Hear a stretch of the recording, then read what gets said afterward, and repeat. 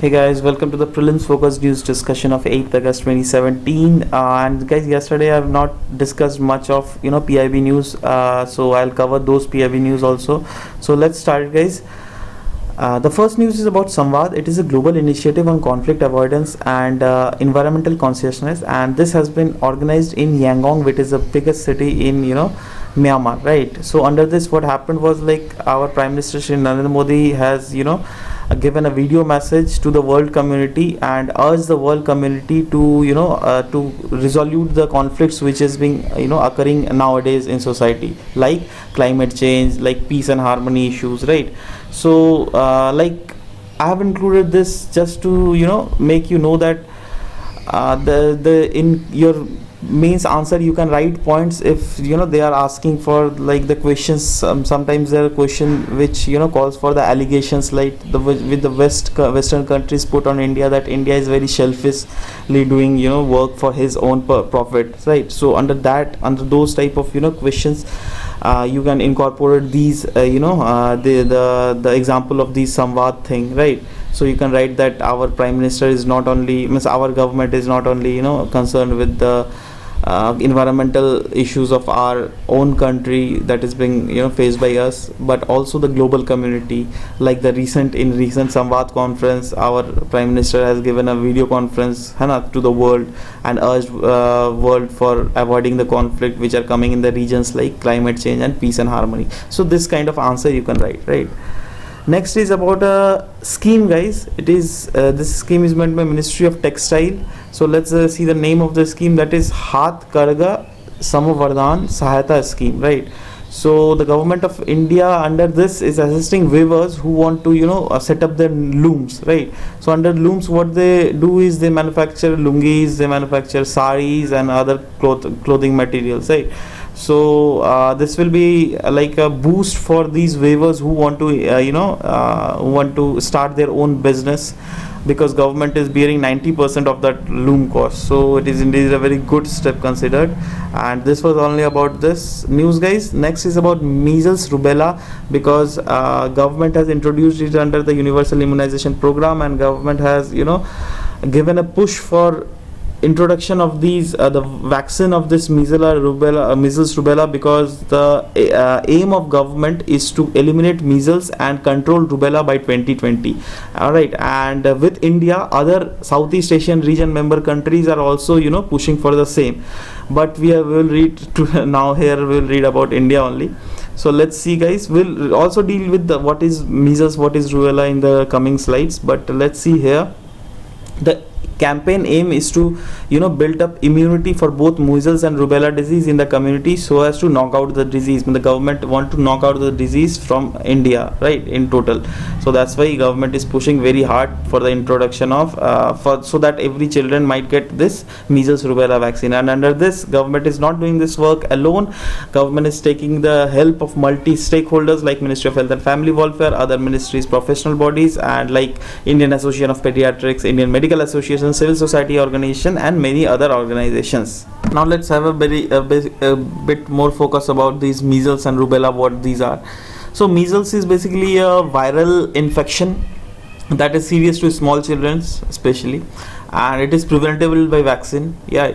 And then it spreads through the air by respiratory droplets. If a child coughs or sneeze, then the respiratory droplets spreads in air, and if you inhale it, then you might get this disease called measles, right? And there are a few symptoms. You can read the symptoms by yourselves also, like cough, running nose, inflammatory eyes, sore throat, and blah blah blah. Next is about rubella, guys.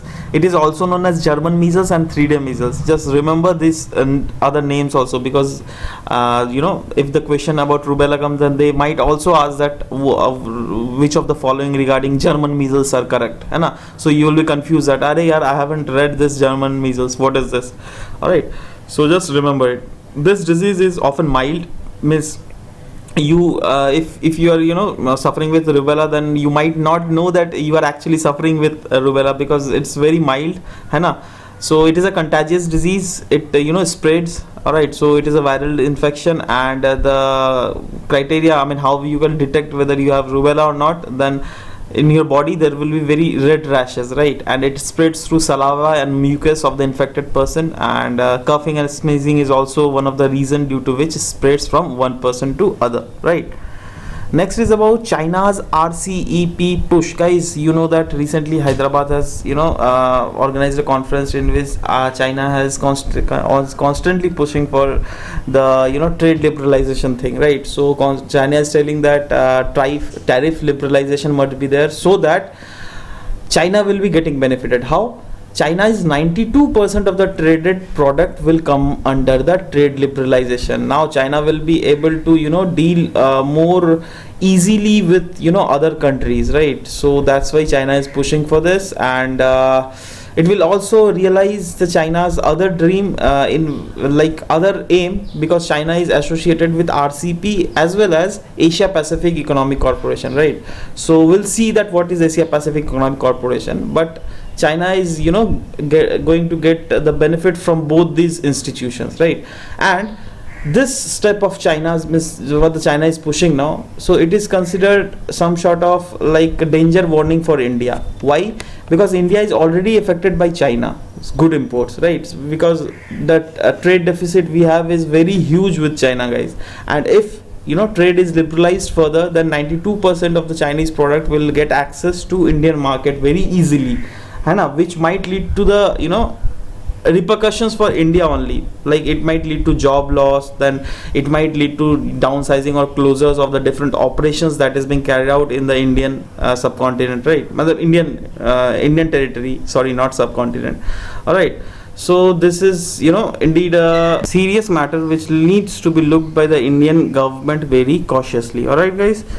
So let's see a bit about Asia Pacific Economic Corporation. It is, as you can see, that these countries are associated with this Asia Pacific Economic Corporation. It is it is an association of 21 Pacific Rim members economies. Those economies which are situated near the Pacific Rim, right?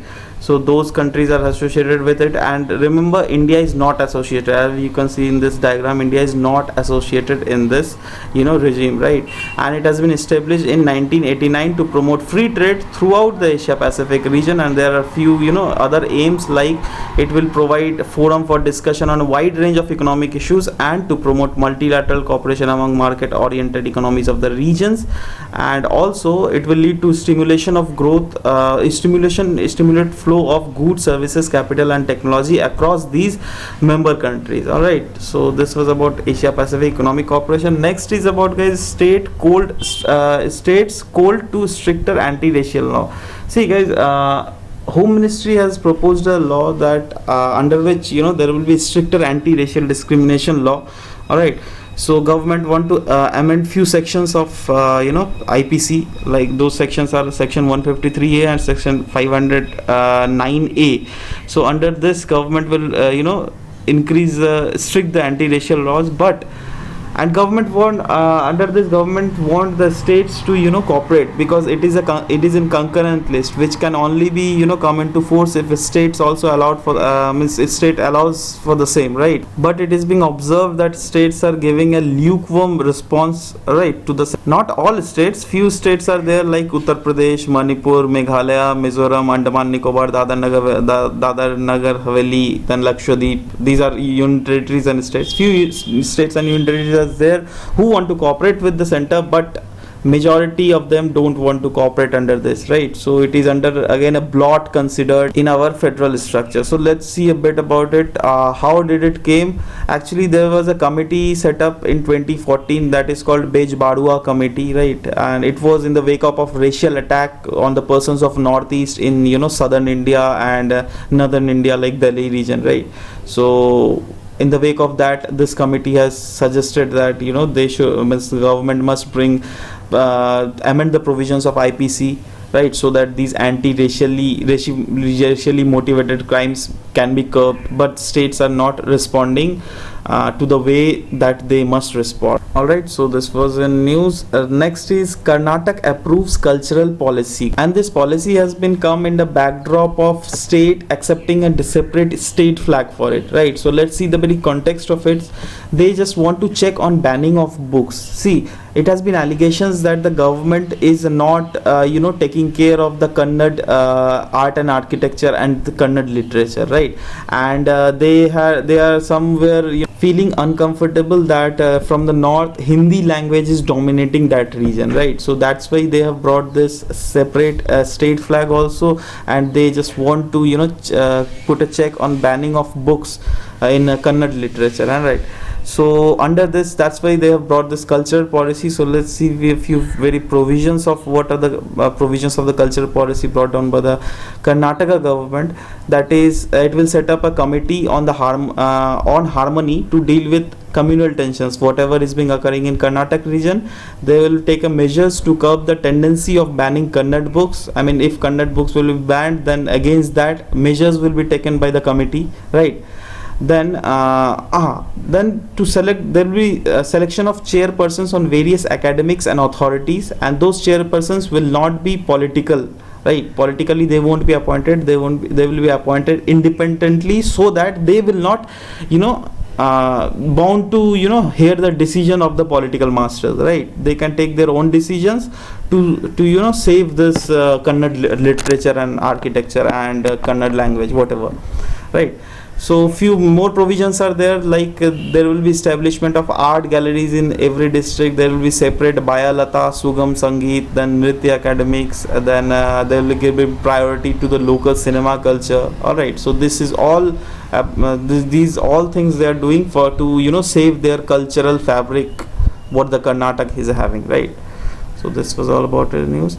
Next is about food security issue, and Supreme Court has asked the center and the state government that why they are having so lethargic attitude for the implementation of National Food Security Act, because it has been observed in Haryana and few other states also that the State Foods Commission, which has been set up by the National Food Security Act, they are doing nothing. I mean, they are treating like they're jobless, right? They are actually doing nothing to to hear the problems faced by the citizens of their own region, and ultimately citizens are getting sued because their grievances are not getting redressed, whatever they are facing under this act, National Food Security Act. They are not getting the foods which has been allotted by the central government or the state government whatsoever. Moreover, if they are getting also, then the quality is not that good. Though the major work falls under the state government, but Supreme Court has said that no, center must also take concern of this, alright, and has also said that the center cannot look the other way, passing the buck on to the states for not implementing the law, because Supreme Court has given the evidence of article in the Constitution, that is Article 256 of the Constitution, which says the same, that center cannot simply leave any work if that work falls under the state domain, right? And if the citizen of the nation is facing any problem, then center must interfere into the state also, right? So let's see a bit of more insights about it, guys.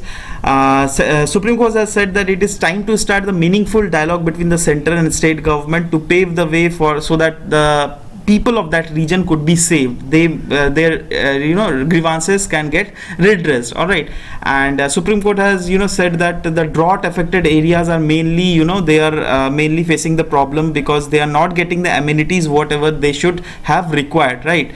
So Supreme Court has said that merely schemes that the governments are making without any implementation is of no use, and that's why they have asked the government to frame few rules and designate independent officials for the grievance redressal mechanism under the act. And this has been asked, the time frame they have kept is within a year, right? So guys, this was all about the news, that is prelims focused news discussion. We'll meet in the very next class. Till then, bye bye, take care, and if you haven't subscribed to the channel, do subscribe it. And guys, I will just request you to share it with your friends, whosoever in need of these kind of lectures, so that I could reach out to more and more of people like you. All right, so thank you guys, thank you for hearing to me, and we'll meet in next class. Till then, bye bye, take care, and bye bye.